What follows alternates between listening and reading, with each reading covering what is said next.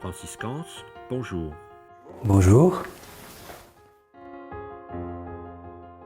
Vous êtes psychologue clinicien interculturel, mais vous avez aussi accompagné pendant 20 ans des malades pour les aider à comprendre les causes et le sens de leur maladie. Si vous me permettez, ne devrait-il pas plutôt interroger les médecins pour avoir les réponses, au moins en ce qui concerne les causes? Sans doute, si vous interrogez un médecin, vous aurez une explication du comment, c'est-à-dire du processus qui se déroule au cours de la maladie. La cause, pour un médecin, ou pour même la médecine d'école, elle va être plutôt difficile à déterminer. Elle n'est jamais vraiment recherchée. C'est l'observation des processus, une manière empirique d'examiner les choses, qui fait qu'on comprend ce qu'est une maladie. Mais ce qu'on ne comprend pas, parce qu'on ne le cherche pas bien entendu, c'est pourquoi ce processus biologique exceptionnel qu'on appelle une maladie se met en place dans un organisme. Ce n'est pas ce qu'on enseigne à la fac de médecine. Pour avoir des recherches sur des causes, pour obtenir des réponses, quelques réponses sur les recherches des causes des maladies, ce qui m'intéressait beaucoup en tant que psychologue, de connaître la cause des choses, j'ai dû me tourner vers d'autres personnages, comme Antoine Béchamp, biochimiste contemporain de Louis Pasteur, dont les travaux ont démontré beaucoup de choses intéressantes, entre autres que les maladies ne naissaient pas à l'extérieur des organismes, mais à l'intérieur. Et ensuite, les travaux et les découvertes extraordinaires du docteur Gerd Hammer, qui a découvert les 5 lois de la biologie qui permettent une excellente compréhension des processus dits maladisants et qui, lui, examine vraiment les causes de ces processus. Quelles sont-elles, ces 5 lois? Oui, Antoine Béchamp, donc, est un contemporain de Louis Pasteur, biologiste, chercheur, qui a cherché pendant une trentaine d'années avec une trentaine de chercheurs en travaillant avec lui, qui insiste notamment, à l'issue de ses recherches, sur le fait que la maladie naît de nous et en nous. Et donc là, on s'interroge sur l'aspect pathogène des microbes qui circuleraient dans l'air autour de nous et qui nous seraient transmis par panspermie. Ça, c'est la théorie pasteurienne, qui dit aussi qu'il faut qu'un organisme souffre pour qu'un parasite s'y trouve. Voilà, et que ce qui veut dire que les maladies naissent bien en nous et qu'ensuite ce qu'on appelle les parasites, les microbes, les virus, les bactéries, etc. ne font que participer à un travail qui est initié par l'organisme lui-même, voilà, qu'ils ne sont pas les auteurs ni le facteur causal de ce qui se passe à travers les maladies. Et il aurait été heureux que le docteur allemand Gerd Hammer ait rencontré Antoine Béchamp parce qu'ils auraient eu sûrement beaucoup de choses à se dire. Les 5 lois de la biologie, définies par découverte et définies par Hammer, sont à mon sens essentielles et très importantes pour comprendre les processus des maladies. La première de ces lois, c'est la loi des reins, loi du rein des maladies, loi du rein qu'il a appelée loi des reins du cancer, qui stipule que toute maladie démarre par un choc, voilà, un choc conflictuel biologique au niveau psychique, cérébral et organique en même temps, simultanément. Alors ce choc, ça peut être une peur, une anxiété, une angoisse, toutes sortes d'émotions, voilà, qui peut générer le démarrage d'un processus pathologique. La deuxième loi, c'est la loi de l'évolution biphasique des maladies, sachant que toute maladie a 2 phases, une première sympathico-tonique qu'on appelle la phase active, et une phase de réparation où d'ailleurs interviennent les microbes, qui est plutôt vagotonique. La troisième loi est le système ontogénétique des maladies, qui établit une corrélation entre les relais cérébraux, l'origine embryologique des tissus affectés et la tonalité du conflit déclencheur. La quatrième loi, c'est le système ontogénétique des microbes, voilà, qui pourrait faire vraiment l'actualité aujourd'hui avec cette pandémie microbienne de la Covid-19. Et bien dans ce système ontogénétique, Hammer découvre et affirme donc que les microbes, mycobactéries, virus, interviennent toujours pendant la deuxième phase de la maladie et participe à la réparation des tissus et non pas à leur dégradation. Et la cinquième loi, qu'il a lui-même appelée la loi de la quintessence, qui attribue à chaque processus biologique qu'on appelle une maladie un sens, une histoire, qui a un début, un déroulement, et comme toutes les histoires, qui doit avoir une fin, qu'on pourrait appeler une guérison. Aujourd'hui, la médecine d'école ne parle plus de guérison. Le mot est rayé du dictionnaire. On parle uniquement de rémission. Qu'est-ce qu'on entend précisément par rémission ? Une rémission, c'est une histoire qui n'est pas terminée. Ça veut dire que vous savez ce que c'est qu'une rechute. Une rechute. Une rechute, elle est annoncée par le fait même qu'il s'agit d'une rémission. Ça veut dire que la cause n'a pas été enrayée. C'est ça que ça veut dire. La plupart du temps, quand une personne se sort grâce au traitement d'une chimio, on dit qu'elle est en rémission. Ça veut dire quoi? Ça veut dire qu'on envisage qu'il peut y avoir une rechute. À 5 ans, à 7 ans, à 10 ans. Donc on ne parle pas de guérison. Parce qu'une guérison voudrait que ça soit définitif. Comme vous venez de nous le dire, et vous avez d'ailleurs publié plusieurs articles tout au long de cette crise sanitaire, nous allons donc nous en servir comme trame pour notre échange d'aujourd'hui. Le 20 mars, vous écrivez « Le virus n'est pas le coupable, il n'est pas la cause, mais l'effet, tout à l'opposé de ce que l'on entend. » Une explication ? Et sur quoi fondez-vous vos propos ? Alors oui, le virus n'est pas le coupable, et c'est bien pourtant ce qu'on entend en permanence. Virus, déjà il faudrait définir un peu ce que c'est pour comprendre. Un virus, c'est avant tout un porteur d'informations, n'est-ce pas? Surtout dans le cas d'un virus ARN, il est porteur d'une information. Moi, il me semble que si un agent porte une information, c'est qu'il y a quelqu'un qui l'a donné cette information, qui a créé l'information.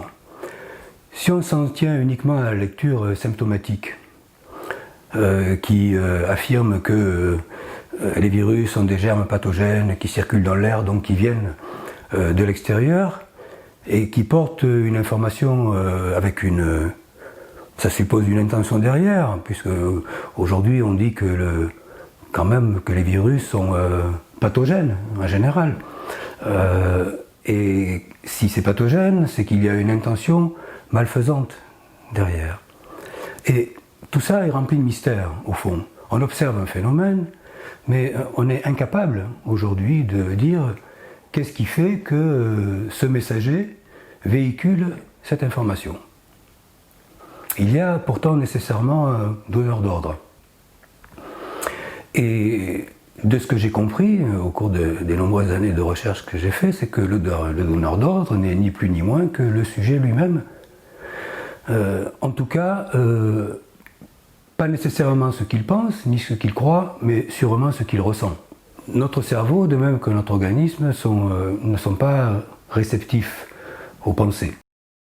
Dans l'échange que nous avons aujourd'hui, comment présenteriez-vous le phénomène Covid ? C'est une question à la fois précise et très large. Bon, si on entend par le phénomène Covid l'épidémie imputée au coronavirus et ensuite la pandémie imputée au coronavirus, je dirais tout de go que ça n'a pas grand-chose à voir avec un coronavirus. Un coronavirus, comme on le sait, est un virus qui intervient au niveau des voies respiratoires. Et vous vous souvenez peut-être qu'au cours de l'échange que nous avons eu, j'ai eu l'occasion de vous dire que pour qu'un virus intervienne au niveau des voies respiratoires, il faut qu'il y ait eu auparavant une dégradation de cet appareil respiratoire. Et notamment une ulcération de l'épithélium de la muqueuse des bronches, dont le virus, ou le coronavirus en l'occurrence ici, participe à la réparation. Donc, quand on pose la question du phénomène Covid, bien entendu, moi j'entends que sont les causes de ce phénomène, qui sont évidemment largement attribuées exclusivement au virus. C'est-à-dire que non seulement on constate que le virus est un acteur dans ce processus, mais on en déduit, sans apporter aucune preuve scientifique, qu'il en est la cause. Je vais vous donner une petite image de ce qui se passe, sous la forme métaphorique, un peu de plaisanterie. Vous savez que quand il y a un incendie dans une ville, en général, on voit beaucoup de pompiers et des voitures de pompiers. Si chaque fois qu'on observe un incendie, on voit beaucoup de pompiers et beaucoup de véhicules de pompiers, on peut interpréter que ce sont les pompiers qui ont mis le feu, ou les véhicules de pompiers qui ont mis le feu. Et il me semble que c'est un petit peu comme ça que les choses sont observées. C'est-à-dire qu'on voit une affection respiratoire, une affection des bronches, on observe la présence d'un virus, et on en déduit que le virus est la cause de ce qui se passe. C'est vrai et ça n'est pas vrai. C'est vrai dans le sens où il est bien la cause du processus inflammatoire. Il accompagne bien, en tout cas, ce processus inflammatoire, les fièvres, la fébrilité, l'état de fatigue. Mais ça n'est pas vrai dans le sens où ça n'est pas lui qui a mis ce processus dans lequel il est acteur en scène. Il est l'acteur, il est évidemment un acteur. Mais ça ne permet pas d'en déduire qu'il est aussi le script, le metteur en scène et celui qui est à l'origine de la pièce. Vous venez de nous le dire et vous avez aussi publié tout au long de cette crise sanitaire plusieurs articles. Nous allons donc nous en servir comme trame pour notre échange d'aujourd'hui. Le 20 mars, vous écrivez « Le virus n'est pas le coupable, il n'est pas la cause, mais l'effet, tout à l'opposé de ce qu'on entend. » Une explication ? Et sur quoi fondez-vous vos propos ? Bien, alors pour vous répondre, je dois d'abord mettre au point un des paradigmes, un des fondements qui me font tenir les propos que je tiens. Jusqu'à ce jour, la médecine d'école soutient une origine exogène des maladies. Les causes sont à l'extérieur. Effectivement, il peut y avoir des causes à l'extérieur, de dommages créés à un organisme.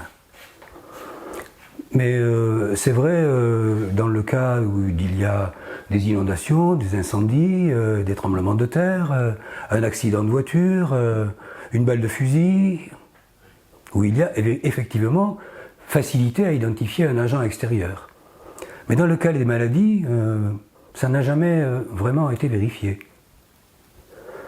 Et ma position s'appuie sur le fait que l'origine des maladies est endogène. Endogène, c'est-à-dire qu'elle est issue du sujet lui-même qui la vit, qui en fait l'expérience. Donc ça, c'est une première chose. La deuxième chose, pour répondre à la question relative au virus, nous sommes là sur les fondements de la médecine depuis Louis Pasteur, qui considère le virus comme tous les microbes d'ailleurs, comme des agents dangereux, des ennemis, qui circulent tout autour de nous, puisqu'il forme quand même, il fonde sa connaissance et ses conclusions sur l'asepsie du corps, donc le corps est pur, on va dire, voilà. Et alors qu'aujourd'hui on sait qu'il est plein de microbiomes, n'est-ce pas, plein de microbes, bactéries et virus. Non, donc les agents dangereux sont à l'extérieur et que nous devons tout faire pour nous prémunir et nous protéger des miasmes du monde extérieur. Voilà. D'où la pasteurisation, l'hygiénisme qui en a découlé. Et d'où aussi la posture de la médecine d'aujourd'hui, qui est une véritable médecine de guerre, où il s'agit de combattre un ennemi. Combattre un ennemi qui évidemment est dehors, la cause n'est jamais endogène, elle est toujours exogène, combattre un ennemi, vaincre le cancer, lutter contre ceci, etc., etc. Donc c'est une diatribe et une logique de guerre. Si on considère que la cause est endogène, c'est-à-dire que la cause du processus biologique de la maladie est à ses origines, ses racines, dans l'organisme, voire dans le sujet lui-même, qui anime cet organisme. À ce moment-là, on peut penser d'un ennemi intérieur. On pourrait parler d'un ennemi intérieur. Peut-être que le terme est un peu fort. Mais en tout cas, même s'il n'y a pas ennemi, il y a vraisemblablement, et ça c'est ce que dit très clairement Hammer, un conflit, où c'est très clairement ce que dirait aussi Antoine Béchamp, une situation morale désastreuse, où c'est très clairement ce que disait Hippocrate en son temps, que s'il y a une maladie, c'est qu'il y a du mal dans l'âme. Et c'est plutôt au nom de ces références que j'ai envie de parler du virus, non plus effectivement comme dans une posture causale vis-à-vis de l'épidémie ou de la pandémie, mais plutôt dans une posture d'acteur, d'une information en tout cas qui lui a été donnée de mettre en œuvre, d'acter, puisque c'est sa fonction, n'est-ce pas, avec tous les autres micro-organismes du corps, comme les bactéries, elles font exactement le même travail, mais elles le font comme des acteurs de la scène, et pas du tout comme des créateurs de la scène. Le virus n'est pas à l'origine du scénario. Les causes sont effectivement endogènes et pas du tout à l'extérieur. Si les maladies, comme vous le dites, résultent de stress, de conflits et de traumas psychiques, cela nous donne-t-il un éclairage sur la multiplicité des symptômes attribués à la Covid-19 ? Oui, sans doute. Hormis le fait que ce qu'on appelle la Covid-19, donc, qui est une forme particulière de coronavirus, interpelle et agit essentiellement donc, sur les voies respiratoires, effectivement, le ressenti de chaque sujet, eu égard aux voies respiratoires, qui sont sous forme de stress, de conflit ou de trauma psychique, va être différent. Quelqu'un peut très bien vivre ça sous la forme d'une menace dans son territoire aérien. Un autre peut très bien le vivre comme un manque d'air, une impression d'étouffer. Un autre peut le vivre comme un empêchement de se mouvoir, de se déplacer, de respirer librement sa vie. Il y a toute une gamme, pratiquement autant qu'il y a d'individus, que de vivre un conflit ou un stress qui interpelle les voies respiratoires. Donc, l'intervention du virus ou du coronavirus, même si elle impacte exclusivement les voies respiratoires, peut être l'expression concomitante d'un autre conflit ou d'une autre situation de stress ou de trauma qui s'associe, et là on parle de co-conflit ou de co-stress, à l'action du coronavirus, et donc se traduire sous la forme de notre symptôme, avec un autre symptôme. Par exemple, si je ressens ce cloisonnement de l'espace aérien avec une tonalité de séparation d'avec mes proches ou avec les gens que j'ai envie de rencontrer, etc. De ce fait, il se pourrait qu'il y ait aussi un symptôme au niveau de l'épiderme, avec des eczémas, avec un psoriasis, avec une manifestation épidermique, puisque l'épiderme étant par excellence l'organe du contact, si je suis dans un stress de séparation, il va résulter une ulcération de l'épiderme. On a relevé notamment, parmi les nombreux symptômes, l'anosmie. L'anosmie qui est une perte de l'odorat. C'est là que c'est intéressant de comprendre que s'interroger sur la fonction positive, la fonction utile plutôt, d'un symptôme donne plus à coup sûr, plus sûrement une réponse pour l'intelligence de symptômes que si on demande en quoi ça représente un danger. Et l'exemple de l'anosmie est assez parlant. L'anosmie permet, donc si je pose la question à quoi ça sert, de ne pas sentir les odeurs. Si je suis dans un stress, dans un conflit, dans un trauma psychique je ne veux plus sentir cette odeur, ou cette odeur me fait peur, cette information me fait peur, ou cette information qui associe le nez, la respiration, l'infection par voie nasale ou par la bouche me fait peur, la solution pour notre cerveau, qui est un organe, qui n'est pas un être psychique, qui est un être organique, voilà, c'est de ne plus sentir les odeurs. Comme ça, cette information dangereuse, ou ce danger donc qui circule, je ne le capte plus avec mes capteurs nasaux. Comme on pourrait le dire vulgairement, c'est faire l'autruche. C'est pas faire l'autruche, c'est simplement que le cerveau, à nos conflits et à nos stress psychiques, notre organisme en tout cas, et le cerveau bien entendu, n'ont pas de réponse psychologique, ni de réponse empirique. Ils ne peuvent pas modifier l'environnement, et ils ne pensent pas. Le cerveau est un organe, c'est pas lui qui pense. Il ne pense pas. Donc c'est un organe, il ne connaît que la biologie et il ne sait faire que dans la biologie. Donc tout ce qui est en format psy, si j'ose dire, va être changé de format par le cerveau, et ça se passe au niveau de l'hypothalamus, en format biologique, pour donner une réponse biologique. Et pour comprendre ce phénomène, il faut revenir aux mémoires archaïques de survie, des cerveaux de mammifères, chez les animaux sauvages, qui fonctionnent encore de la même manière, où on s'aperçoit que tout ce qu'on appelle maladies chez les animaux sauvages sont des solutions biologiques de survie. Certains disent dans la communauté scientifique qu'il faut se protéger du virus, d'autres qu'il faut le laisser circuler pour obtenir une immunité collective. Qu'en pensez-vous ? Nous avons lu dans vos articles une conception différente du système immunitaire. Oui, effectivement, le système immunitaire, donc je reviens à ce que j'ai énoncé précédemment, quant à la médecine de guerre, où il s'agit de se protéger à tout prix des ennemis extérieurs, et de ce fait, le système immunitaire est assimilé à un système de défense.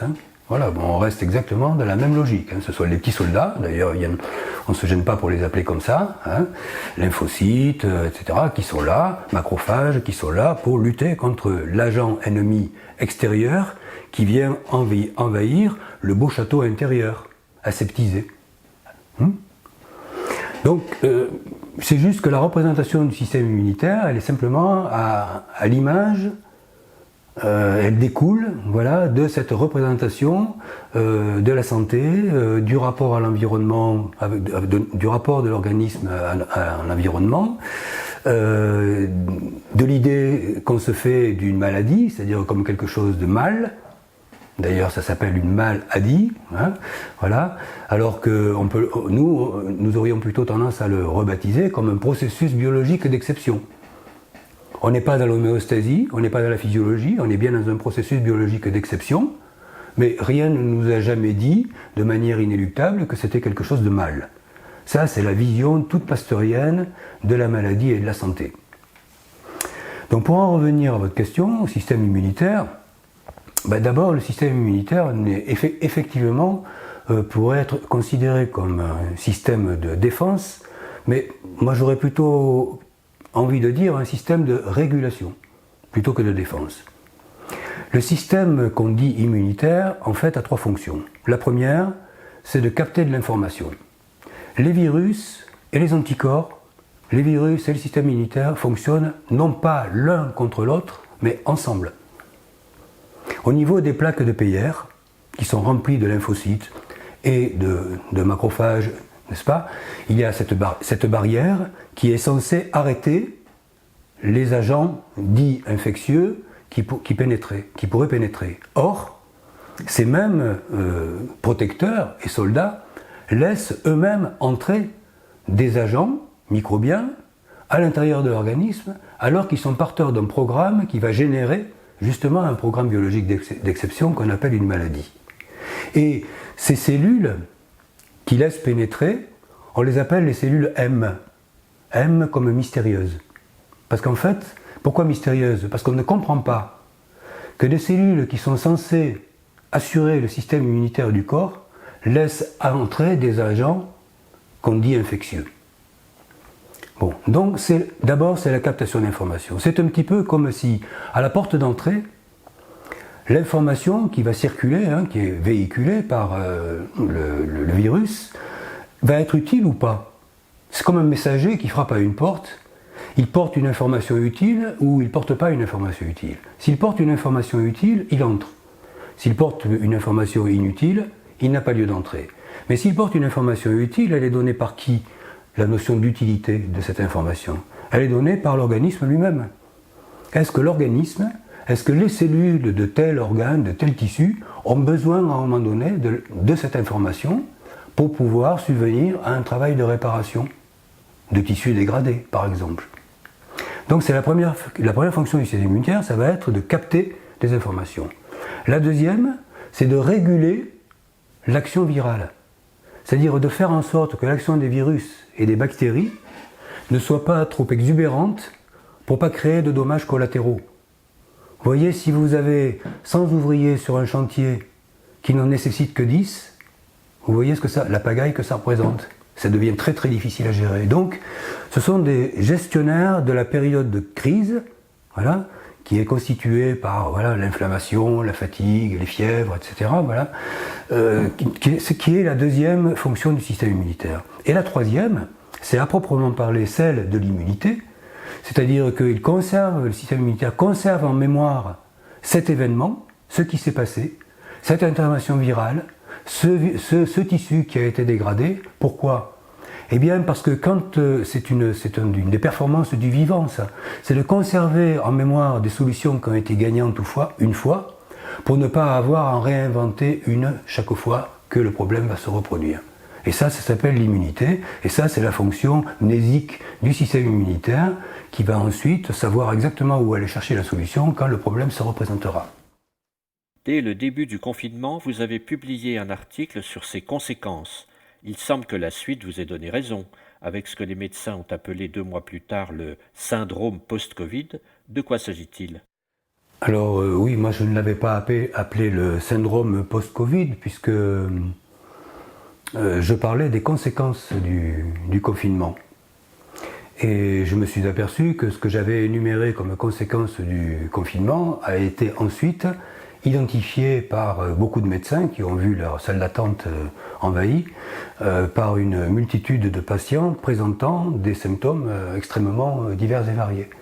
Donc je suis allé voir quels symptômes se présentaient et s'il pouvait y avoir une relation entre ces symptômes et ce qui avait été vécu pendant la période du confinement. Et j'en ai relevé quelques-uns. D'ailleurs je les avais noté ici parce que je ne peux pas me souvenir de tout par cœur, mais j'en avais relevé. Alors il y avait donc il y a les difficultés respiratoires, bien entendu. Donc ça c'est quand on se sent envahi, menacé, étouffé, voilà, qu'on ne peut pas souffler, qu'on ne peut pas s'exprimer. Des problèmes d'oxygénation qui sont associés à la peur de mourir. Il faut savoir quand même que la manière la plus sûre, la plus rapide de mourir, c'est de manquer d'oxygène. On peut manquer d'eau, on peut manquer de nourriture, on peut même manquer de beaucoup de choses qui sont contenues dans l'air pendant un certain temps, mais d'oxygène, pas vraiment longtemps. Donc c'est toujours associé au ressenti, en tout cas à l'information donnée d'une mort imminente, voilà, de quelque chose qui est imminent. Donc on le voit d'ailleurs chez les patients qui sont mis sous oxygène, ce sont souvent des patients qui avant ont eu des difficultés peut-être au niveau des bronches, mais qui ensuite deviennent des problèmes au niveau des alvéoles pulmonaires, qui elles, dans la fonction est de capter l'oxygène, et où là les difficultés respiratoires vraiment apparaissent et deviennent véritablement dangereuses. Ensuite on a l'anosmie dont on a parlé tout à l'heure, donc le fait de plus vouloir sentir une information vécue ou ressentie comme dangereuse, avec une peur qui est associée bien sûr à cette sensation. Nous avons la sinusite et les rhinites qui ont été quand même très, très fréquentes. Ça c'est le contraire, ça c'est la volonté de vouloir sentir une information, la capter suffisamment tôt pour ne pas être surpris. Donc vous voyez un peu les gens qui ont ce type de comportement, qui disent il faut mieux savoir quand même avant, donc je flaire un peu autour de moi. On est toujours, vous voyez, quand même dans le système respiratoire, hein, un peu autour de moi, je flaire le danger, quoi. Et là, pour ça, ce qui s'ulcère, ce sont mes sinus, n'est-ce pas, et la muqueuse voilà, du nez, hein, les muqueuses du nez, pour pouvoir mieux capter l'information. Donc là, c'est plutôt et la sinusite et la rhinite, comme tous les ites d'ailleurs, sont des processus inflammatoires, et le processus de réparation. Ça veut dire que c'est après le confinement, effectivement, que les symptômes apparaissent, puisque c'est un processus de réparation. Les tensions artérielles, ça on l'a entendu souvent, donc ça c'est un ressenti d'impuissance à vivifier, à se fortifier soi-même et à protéger soi-même et les autres. Ça, beaucoup de gens l'ont ressenti aussi, j'imagine. Tachycardie, qui est le sentiment de devoir toujours faire plus vite, mais en ressentant beaucoup de fatigue à le faire, un peu comme comme dans le mythe de Sisyphe, hein, voilà. Des risques de phobie du système immunitaire, ça, on l'a vu, hein, avec les orages cytokiniques, hein, ça traduit l'angoisse que mon cas empire. Quand on a l'angoisse que mon cas empire, c'est-à-dire qu'on augmente le besoin imminent de protection, ça sollicite une hyper-action du système donc défensif du coup là, de ce fait immunitaire, et ce que j'appelle une phobie du système immunitaire, et que la médecine d'école appelle un orage cytokinique. Voilà. Et c'est juste une phobie du système, c'est-à-dire que le système immunitaire reçoit des informations qui sont tellement contradictoires, exagérées, alarmantes, un trop-plein d'informations qui fait que ça perd un peu la boussole, et on assiste à ce genre d'orage cytokinique. Un peu la même situation dans toutes les maladies qu'on appelle maladies auto-immunes. Voilà. Ensuite, il y a aussi des problèmes respiratoires, les médecins ont pu constater, qui sont dus, eux, à l'action de bactéries, mais alors là, on est plus dans une causalité à la fois psychologique et physique, bactéries qui sont cultivées dans les masques. Voilà. Et ça, on va le voir plus tard, ça c'est c'est après le confinement, hein. Là c'est plutôt. Mais ce qui ressort strictement de l'épreuve du confinement, eh bien, c'est aussi ce dont pas mal de médecins ont témoigné, ce sont les problèmes épidermiques. Voilà, donc effectivement, des psoriasis, des eczémas, et ça c'est effectivement les gens qui ont été séparés les uns des autres, qui devaient absolument éviter le contact, hein, la distanciation sociale, on évite le contact, donc il y a eu des problèmes de ce côté-là, bien entendu. Ensuite, le cloisonnement, hein. C'est un espace vital aérien qui est quand même extrêmement serré, surtout je ne pense pas aux gens qui vivent à la campagne, dans une grande ferme ou dans une grande maison, je pense à toutes ces familles qui se sont retrouvées les uns sur les autres dans 30 mètres carrés ou 45 mètres carrés à devoir se supporter toute la journée. Donc là, il y a vraiment une sensation d'étouffer, hein. Vous savez, le langage est souvent un langage organique, hein, quand on s'exprime, hein. On dit bien les conflits de dispute, par exemple, qui sont les conflits qui sont majoritairement la cause des épidémies de grippe, hein, en phase de réparation, hein, de grippe et de bronchite, se traduisent par des ressentis du style tu me pompes l'air, vous me pompez l'air, ou ça m'étouffe. Voilà. Ce ressenti de vivre dans un espace qui est confiné, étriqué, où il y a l'électricité dans l'air, etc., tout ça affecte profondément les voies respiratoires, ou interpelle profondément les voies respiratoires. Ce qu'il faut déjà commencer à comprendre ici, c'est que non seulement le confinement n'est pas une solution, mais là vous commencez à entrevoir qu'on peut le voir comme une cause de ce qui s'est passé. Nous avons, durant cette période, beaucoup entendu parler des soignants, de leur courage et de leur souffrance. Quel est votre sentiment à cet égard ? Oui, je ne doute pas, effectivement, que les soignants, les médecins, les soignants aient souffert énormément de cette période. Ceci dit, je pense que les soignants, tous les ans, régulièrement, à cette période de l'année, pendant quelques mois, sont en suractivité. Donc leur souffrance au travail est nettement supérieure que les autres mois de l'année, Et en plus, la réduction drastique des moyens, en tant qu'en nombre de personnel, qu'en nombre de lits, etc., rend leur travail autrement plus difficile. Mais je ne crois pas que ça constitue l'essentiel de cette souffrance particulière due à cette pseudo-crise sanitaire, parce que moi j'ai envie de l'appeler comme ça quand même. Je pense que c'est surtout le vent de panique catastrophiste de ce qui a été annoncé par l'OMS à partir du 11 mars sous le nom de pandémie mondiale. Et ça, quand on est un soignant, quand on vit dans un service hospitalier en réanimation ou en pneumologie, donc dans des unités qui sont directement concernées par la maladie en question, il y a effectivement de quoi s'affoler, surtout que les autres années déjà, avec les périodes de la grippe saisonnière, c'est relativement chargé, donc ça risque de l'être d'autant plus. Donc il y a déjà, s'installe à partir de ce moment-là une sorte de peur. Or la peur est toujours anticipatrice, on anticipe, la peur se conjugue au futur, qui fait qu'un vent de panique a dû souffler dès le départ, je veux dire dans le milieu hospitalier, médical et chez tous les soignants. Bon. Ensuite, les soignants sont un peu comme un soldat dans sa tranchée, comme les soldats de la tranchée en 14-18, ça veut dire qu'ils vont combattre contre un ennemi qu'ils ne connaissent pas, en obéissant à des ordres dont ils ne maîtrisent pas forcément l'origine, donc un peu en aveugle, à tâtons, en cherchant, avec bien entendu toujours cette hantise qui est propre à la médecine d'école d'aujourd'hui, qui est la peur de perdre le patient, la peur que le patient meure, la peur que le patient, etc. Ensuite, plus que ça, la peur d'être contaminé, mais la peur aussi de contaminer. Donc tout ce climat extrêmement anxiogène répandu dans le milieu médical et hospitalier a dû, je pense, être le facteur dominant de l'épuisement et de la fatigue de toutes ces personnes. Et pour les personnes âgées ? Alors en ce qui concerne les personnes âgées, c'est le contexte de leur vie la plupart du temps.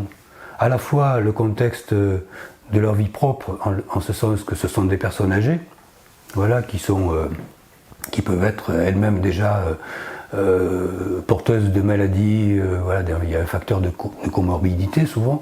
Ensuite, si vous faites référence aux personnes qui sont en EHPAD, alors là on revient sur l'histoire du confinement. Le confinement est une véritable catastrophe. Je pèse mes mots parce que je n'ai pas envie d'être virulent, mais il me semble que les mesures qui ont été prises à l'encontre des personnes âgées en EHPAD sont absolument criminelles. Parce que vraisemblablement, ces gens-là, ceux qui sont morts en tout cas, sont morts effectivement parce qu'ils étaient âgés, parce qu'il y avait des facteurs de comorbidité, mais c'est pas ça le plus terrible. Le plus terrible, c'est qu'ils sont morts d'une souffrance psychologique terrible, parce qu'ils ont été complètement isolés, voire ostracisés. Plus de contact avec l'environnement, plus possibilité, quand on sait chez les personnes âgées à quel point il est précieux de pouvoir encore toucher la main de ses proches ou de les embrasser. Et donc ça, je pense que oui, effectivement, c'est un facteur qui a tué énormément, voilà, de personnes âgées. Parlons maintenant de la dimension politique de cette crise et de sa gestion. Il semble que vous ne l'envisagez pas comme une gestion de crise, mais comme la cause de cette crise. C'est grave. Et sur quoi étayez-vous cette affirmation ?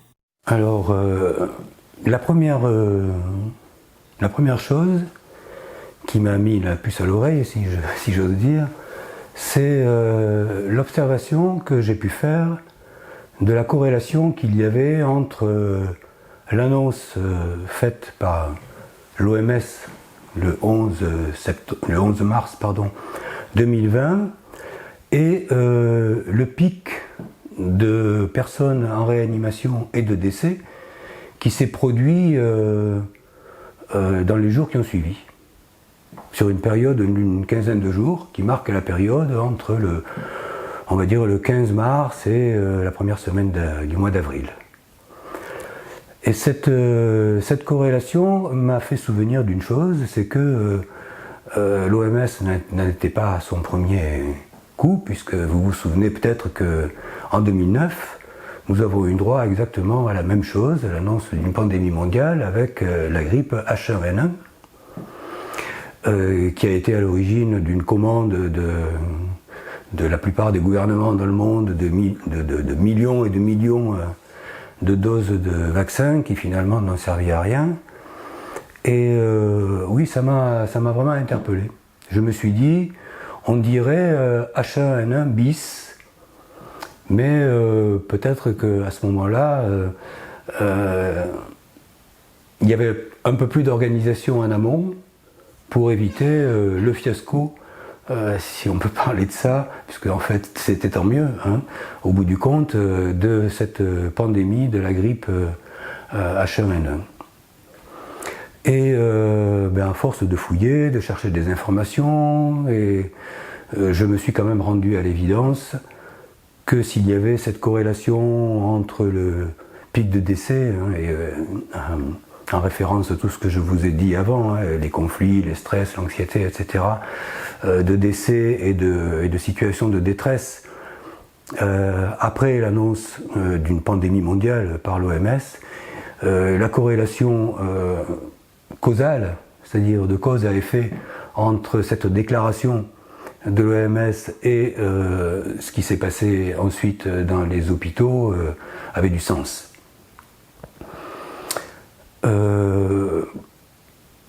Je ne vais pas faire la langue de bois, hein, je vais dire simplement les choses. Effectivement, il y avait un coronavirus, un virus de la grippe, hein, comme il y a régulièrement tous les ans, voilà.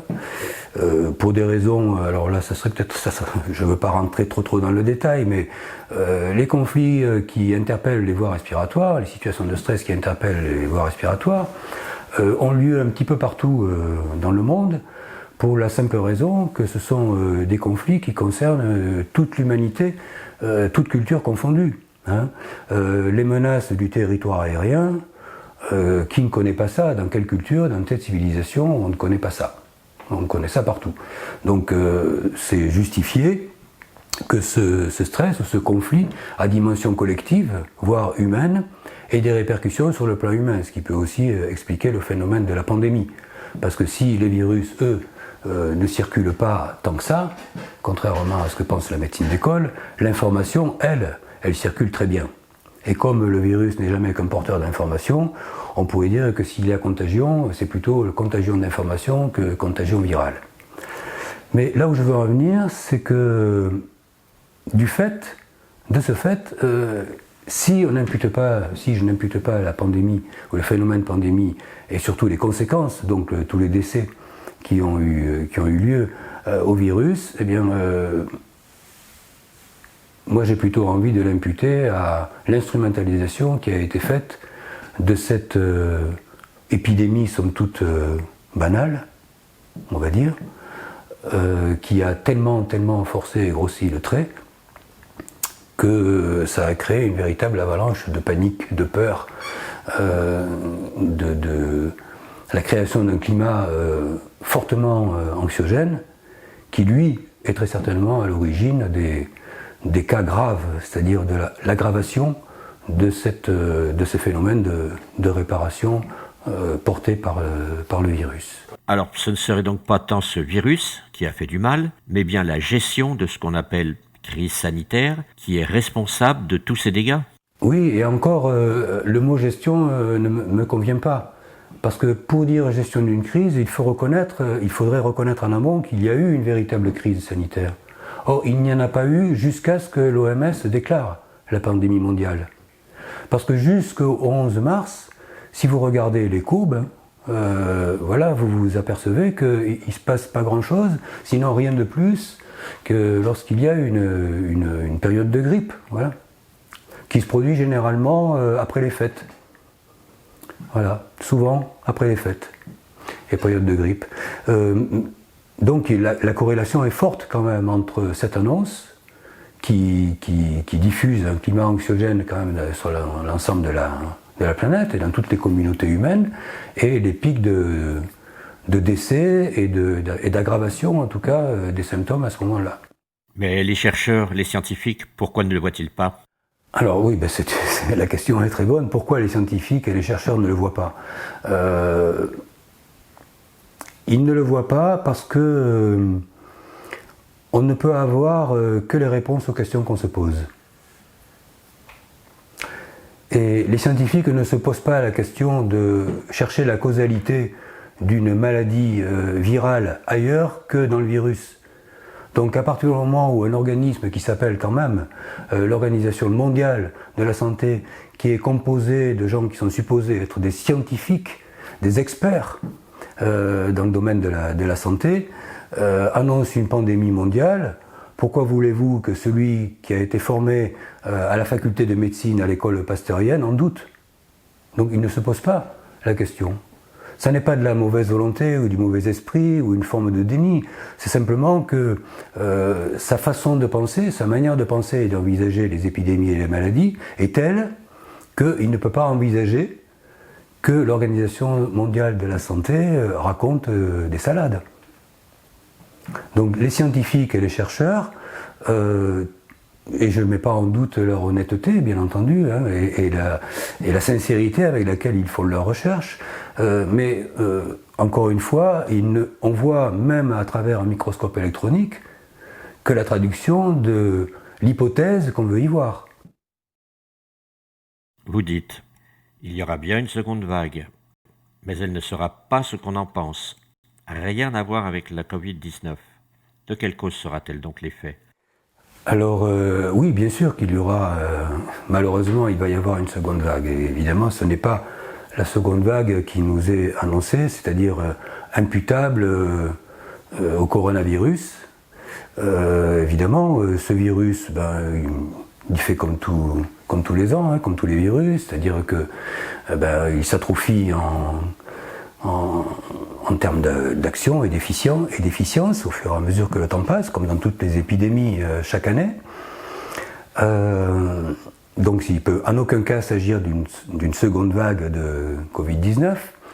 Par contre, comme pendant tout ce temps de l'observation des symptômes du Covid-19, on a pu repérer une multitude de symptômes, nul ne sera surpris de voir réapparaître une multitude de symptômes qu'il sera facile d'identifier comme étant des symptômes du Covid-19, puisque maintenant, avec la politique des tests de plus en plus systématiques, chaque fois que quelqu'un est testé positif au Covid, eh bien, on attribue la cause de tous ces symptômes au Covid.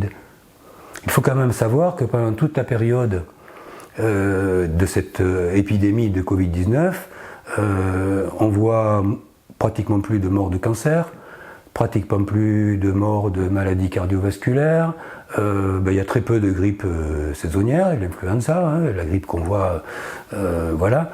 Donc tout finalement devient la conséquence du Covid-19.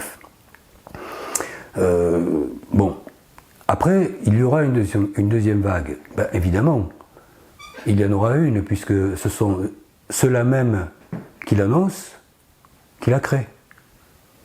Avec ce climat très fortement anxiogène, de confusion, d'informations contradictoires, où les gens ne savent plus qu'est-ce qu'il faut penser, qu'est-ce qu'il ne faut pas penser, les barrières, la distanciation sociale, le confinement qui a duré 2 mois, maintenant le port du masque obligatoire, enfin avec toutes ces mesures, ils ont créé en tout cas une véritable psychose collective dans une grande partie de la population, je ne dirais pas tout le monde, mais une grande partie de la population, qui suffit à elle seule à rendre les gens malades et donc à présenter des symptômes et des maladies.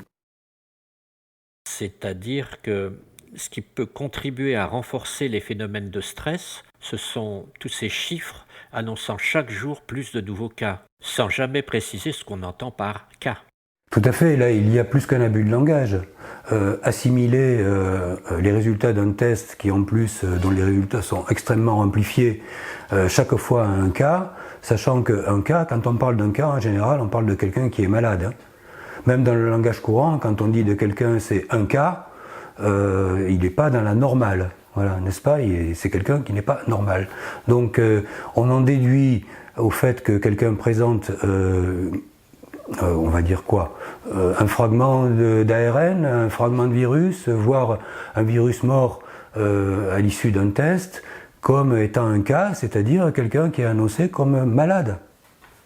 Voilà. Mais on ne voudrait pas être taxé de voir du mal partout, n'est-ce pas, hein? On sait aujourd'hui que les gens qui remettent en question ce que nos médias mainstream nous racontent sont des gens qui voient le mal partout. Il n'empêche qu'aujourd'hui, est-ce que le nouveau mot pour dire qu'on est lucide, c'est pas le mot complotiste? Il n'empêche que quand on regarde des courbes, des sources de l'INSEE, qui est quand même une référence fiable, il me semble, on s'aperçoit que le nombre de décès entre 2017, 2018, 2019 et 2020, en septembre, jusqu'à fin septembre, est pratiquement le même, sensiblement égal. Donc où est la pandémie ? Quelle est la corrélation entre toutes les mesures supposées sanitaires, en réalité politiques, et la non moins supposée deuxième vague ? Eh bien, j'ai déjà un peu répondu à cette question, mais d'une manière peut-être moins globale que ce que vous attendez. On va prendre simplement une par une ces mesures. Bon. Alors, distanciation sociale. Distanciation sociale, c'est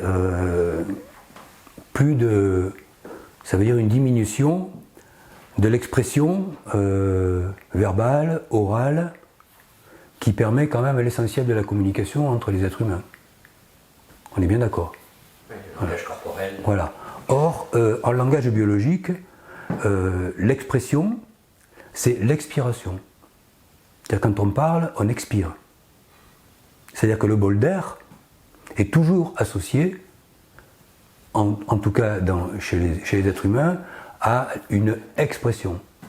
Voilà. Ceux qui s'expriment sur les planches de l'opéra ou ceux qui s'expriment sur les planches d'un théâtre savent qu'il faut avoir une bonne capacité respiratoire pour être entendu au fond de la salle. Donc c'est intimement lié, biologiquement parlant. Ensuite, le confinement.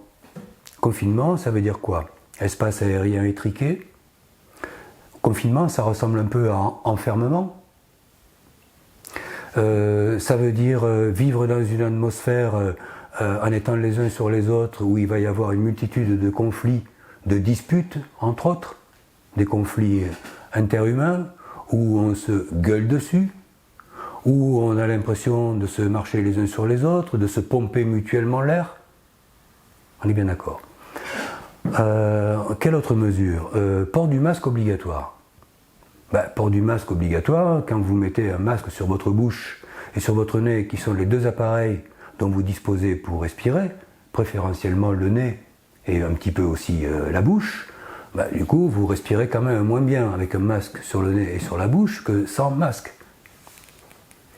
Donc, ça veut dire quoi ? Ça veut dire que toutes les mesures qui sont prises par les organisations de santé et les gouvernements sont des mesures qui renforcent et amplifient tous les conflits qui interpellent l'appareil respiratoire.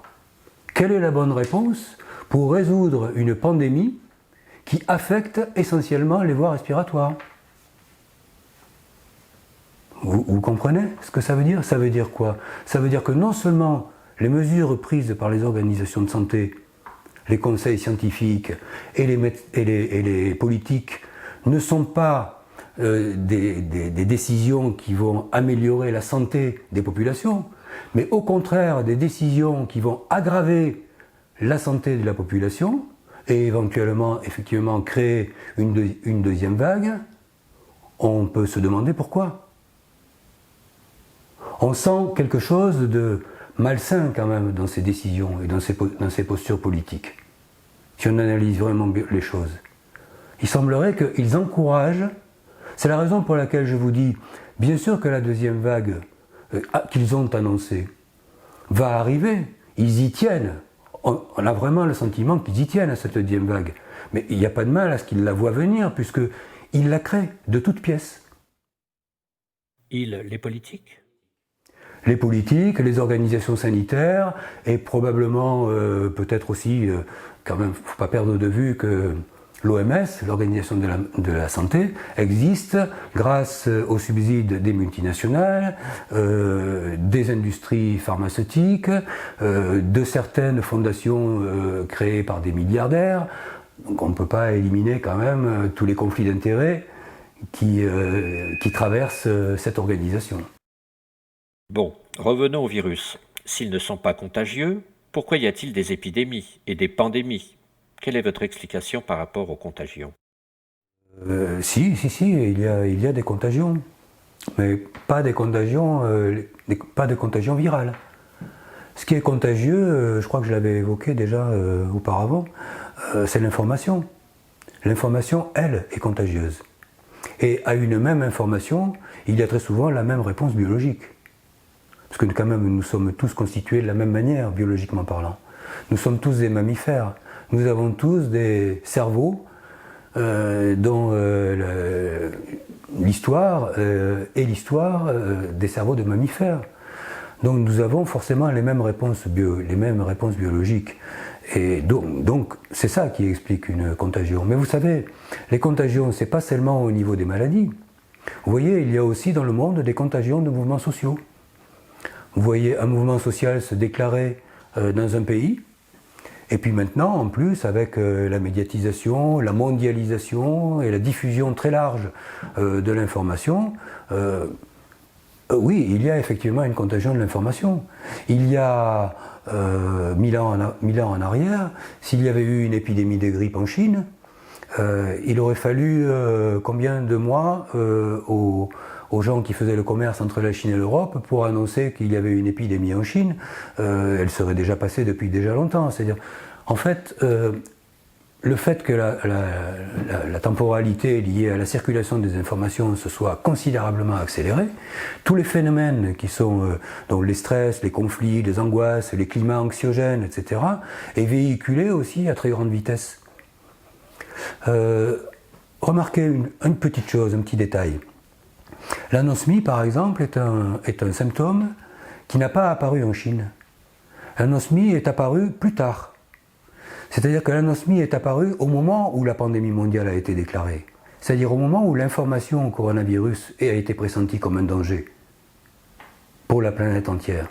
Mais avant, où l'information coronavirus n'était pas pressentie comme quelque chose de dangereux, c'était local, c'était juste en Chine, il n'y avait pas d'anosmie. Et les Chinois n'ont jamais relevé qu'un de leurs patients souffrait d'anosmie. Comme ce nombre de morts qu'on nous annonce. Oui, c'est le nombre de morts qu'on nous annonce. Et comme je vous l'ai dit tout à l'heure, les courbes de l'INSEE montrent qu'il n'y a pas eu plus de morts cette année qu'il y en a eu les années précédentes. Et on fait dire un petit peu ce qu'on veut aux chiffres. Et puis c'est pas difficile non plus de dire que chaque fois que quelqu'un est décédé avec positif au test Covid, il est mort à cause du Covid. La différence est quand même énorme entre mourir avec la présence d'une information, d'un brin d'ARN viral dans son organisme et d'être mort de cette... Ne perdons pas de vue non plus que la plupart des personnes qui sont décédées pendant cette période, donc vous voyez, je ne dis pas à cause d'eux, mais pendant cette période de propagande pro-Covid, sont des personnes plutôt âgées, moyenne de 80 ans, avec des facteurs de comorbidité, c'est-à-dire avec des maladies qui déjà les affectaient beaucoup. Donc rien de nouveau finalement. Au fond, ce que je veux dire, ce que je pense vraiment, c'est qu'il ne s'est rien passé de particulier cette année, autre que tout ce qui a été inventé autour d'un prétexte qu'on a baptisé Covid-19.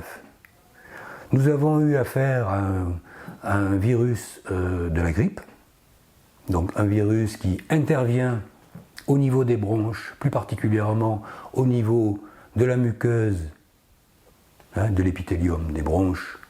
Là, on est bien d'accord, et pas ailleurs, c'est-à-dire que le virus n'intervient pas au niveau des alvéoles pulmonaires, ni au niveau des cellules caliciformes des bronches, mais exclusivement au niveau de ce tissu-là. Et c'est une grippe parce qu'il y a la présence d'un virus. Ce qui n'est pas une grippe quand il n'y a pas de virus, ça s'appelle une bronchite. Vous savez, les bronchites estivales, c'est-à-dire la bronchite qui se déclare au mois de juin et qui dure jusqu'à mi-octobre. Parce qu'il n'y a pas de virus, justement, pour accélérer le processus. C'est exactement la même chose, c'est un processus de réparation d'une ulcération des bronches qui se produit. Sauf que dès qu'il y a la présence d'un virus, le virus optimise ce travail de réparation, d'une certaine manière aussi il l'accélère, avec beaucoup plus d'effets secondaires, bien entendu, donc la présence de fièvre, la présence de fébrilité, fatigue, etc. Voilà. Mais rien de plus sous le soleil, si j'ose dire, que ce qui se passe tous les ans à la période des grippes saisonnières. La dernière mesure en date, le port du masque obligatoire. Dès la fin août, avant la rentrée scolaire, vous préveniez déjà des risques graves encourus par l'obligation du port du masque dans les collèges et les lycées, et de la très grande probabilité de l'apparition de multiples symptômes et maladies au cours des vacances scolaires. Pourquoi ? Je vous rappelle, pour vous répondre tout de suite, que l'OMS, le directeur de l'OMS, a annoncé, il n'y a pas très longtemps, qu'il y avait de grandes chances que la deuxième vague se produise dans la période octobre-novembre. Donc ce qui correspond chez nous, effectivement, à la période des vacances de Toussaint. Oui, c'est exact. Dès que cette annonce a été faite du port du masque obligatoire dans les établissements scolaires, collèges et lycées, tant pour les enseignants que pour les élèves, pour moi, ça tombait sous le sens que, évidemment, ceci représentait la première phase d'un état à potentiel pathogène, qui est déjà le port du masque, donc une obligation, une restriction de l'espace aérien vital, une difficulté extraordinaire, donc pas habituelle, à respirer, sans parler bien entendu de la culture bactérienne et microbienne qui se crée à l'intérieur des masques, surtout quand on le porte toute une journée. Et évidemment, comme il y a rarement des symptômes pendant la phase active, de cette phase de stress, qui s'appelle port du masque obligatoire, évidemment les symptômes vont apparaître au moment où les masques vont tomber, c'est-à-dire au moment où les élèves, les collégiens, les lycéens et les enseignants vont être soulagés de pouvoir enfin laisser le masque à la maison. Et donc c'est vraisemblablement à cette époque, il y a de très fortes probabilités, en tout cas, à mon sens, qu'une multitude de maladies et de symptômes se révèlent dans cette période-là. Ce qui sera bien entendu, vous n'en doutez pas, attribué à la deuxième vague. Un mot sur les vaccins et sur cette annonce de l'OMS reprise en cœur par les gouvernements. Il va falloir s'habituer à vivre avec ce virus. Merci de me poser cette question parce que vous me tendez un peu la perche. Là, je n'étais pas dans l'intention d'aborder ce thème sous cet angle-là, mais là je vais le faire. Donc du coup, oui, l'OMS a tenu une posture quand même, on peut dire, pro-vaccin pendant un certain temps, assez longtemps. Je dirais même qu'en France, Amélie, l'organe de la sécurité sociale, a mené une enquête pour savoir, pour connaître le pourcentage de personnes qui étaient plutôt pour les vaccins ou le pourcentage de personnes qui étaient contre les vaccins. Et je pense que cette action d'enquête, de sondage, a été menée un petit peu partout dans le monde. Résultat attendu sans doute pour l'OMS pour savoir s'il fallait ou non maintenir la politique du vaccin. À l'heure actuelle, ça a l'air mal parti pour maintenir la politique du vaccin, parce qu'il semblerait qu'il y ait quand même une opposition, ou en tout cas un climat de doute suffisant pour ne pas pouvoir l'imposer à toute la population mondiale, comme l'aurait rêvé M. Bill Gates. Donc, il va falloir trouver autre chose. Et la chose est toute simple. Sans pouvoir dévier quand même de l'objectif, qui me paraît, moi, quand même, être l'objectif mené par toute cette propagande pseudo-sanitaire, et qui est formulé par le directeur de l'OMS de la façon suivante, c'est il va falloir s'habituer à vivre avec ce virus.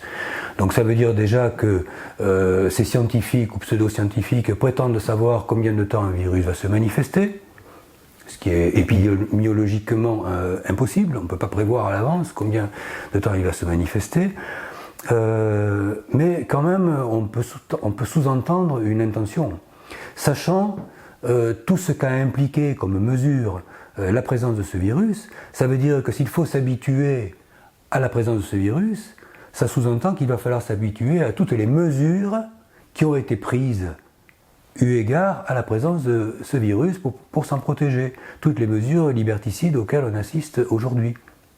Distanciation sociale, port du masque obligatoire, éventuellement vaccin pour ceux qui veulent se débarrasser du masque, etc., etc. Et puis il n'y a pas que ça. Il y a aussi pendant ce temps, et ça je n'aurais pas parlé si vous ne m'aviez pas sollicité par votre question, pendant ce temps, eh bien on va ouvrir le marché à l'implantation des antennes 5G un petit peu partout. On entraîne en ce moment, je vous inviterai à regarder des films là-dessus, la population japonaise, par exemple au Japon, à s'habituer à l'éventualité de vivre avec une puce RFID sous la peau. On a lancé en Irlande une vaste propagande pour le passeport santé. Évidemment avec tout ce que ça implique, c'est-à-dire un passeport santé qui clignote au vert vous ouvre toutes les voies d'accès à toutes vos activités, et un passeport santé qui clignote au rouge vous les ferme. Voilà, donc ça sera la condition. C'est troublant. Voilà, tout cela est très troublant. Et je ne peux pas m'empêcher effectivement de penser, lorsqu'il est déclaré par la voix de l'Organisation mondiale de la santé qu'il va falloir s'habituer à vivre avec ce virus, qu'il va peut-être falloir s'habituer à vivre dans une dictature qui ne dit pas son nom.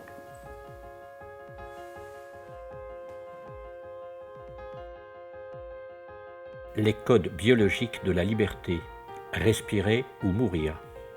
Le sentiment de liberté, plutôt que la liberté, qui est un concept, se traduit par un ressenti psycho-organique. Lorsque ce sentiment est positif, le ressenti est celui d'une plénitude et génère la satisfaction. Lorsque celui-ci est négatif, le ressenti l'est aussi et génère de la frustration, du manque ou une autre souffrance. Nos cerveaux et nos organismes ne connaissent pas la liberté, mais ils connaissent ce qui lui est associé, les notions d'espace et de mouvement. Ainsi, un ressenti de restriction de l'exercice de la liberté équivaut pour notre cerveau, comme pour celui de tous les mammifères que nous sommes biologiquement, soit à un manque d'espace, soit à une limitation contrainte ou un blocage du mouvement. Pour ce qui motive votre propos d'aujourd'hui, à savoir ce qu'on appelle l'épidémie virale affectant les voies respiratoires, nous en tiendrons au manque d'espace, sachant que l'espace vital pour tout être vivant à la surface de la Terre est l'air. Sans air, pas de vie. Le ressenti de manque de liberté se traduit en termes biologiques en ressenti de manque d'air, de difficulté à respirer, ce qui, bien entendu, interpelle une réponse au niveau de l'appareil respiratoire. Que peuvent faire notre cerveau et notre organisme confrontés à une alerte de manque d'air? Ils ne peuvent augmenter la présence d'air à l'extérieur, ni sa qualité. Ils peuvent seulement agir par leur biologie en augmentant la capacité de captation du bol d'air. On parlerait du bol de nourriture s'il s'agissait d'un manque de nourriture, comme les foies hypertrophiées des enfants souffrant de la faim. L'appareil respiratoire étant un vase clos, il n'existe qu'une solution pour augmenter ce bol d'air, c'est l'ulcération de l'épithélium de la muqueuse des bronches. En effet, si vous voulez augmenter la contenance d'un récipient non extensible, vous n'avez que la solution d'en creuser l'intérieur. Comme l'ulcération de l'intima des artères permet un plus gros débit de sang. Pour en finir avec ce bref exposé biologique, avant de retourner vers le sentiment de liberté qui lui est associé, il vient toujours un moment où ce ressenti de manque s'estompe ou cesse, et c'est ce moment qui détermine le début des réparations des bronches ulcérées, appelées bronchite ou grippe si un coronavirus est présent pour optimiser ces réparations. Mais revenons au sentiment de liberté.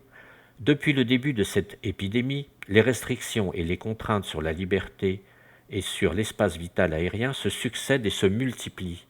Confinement, distanciation, masques, restriction des déplacements, maillage serré de l'espace, conditions d'expression limitées. Chez les humains, l'expression orale, donc par voie aérienne, est vitale.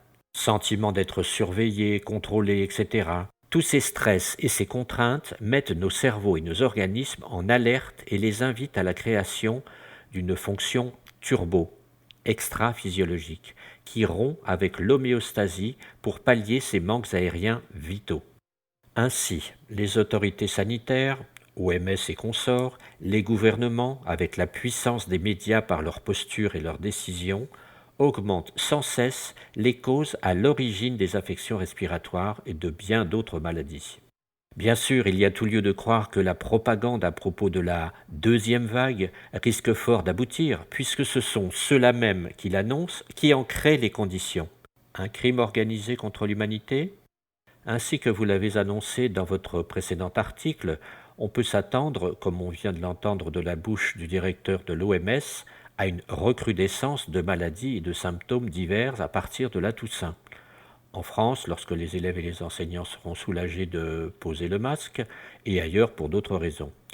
Bien sûr, pour lui, c'est une deuxième vague de coronavirus, puisque toutes les personnes malades ou qui meurent d'affections diverses testées positives au Covid sont déclarées mortes à cause du Covid.